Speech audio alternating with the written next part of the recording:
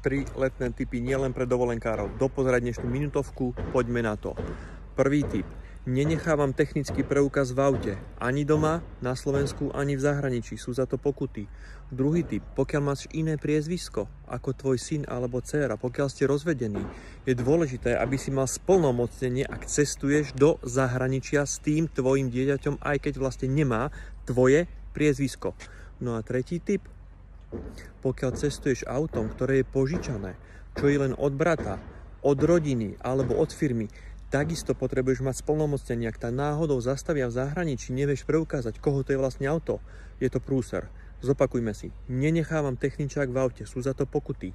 Pokiaľ cestujem s dieťaťom, ak si rozvedený a nemá to dieťa tvoje priezvisko, potrebuješ splnomocnenie. No a tretí typ, ak cestuješ autom, ktoré nie je tvoje, je na firmu alebo na brata, takisto potrebuješ splnomocnenie.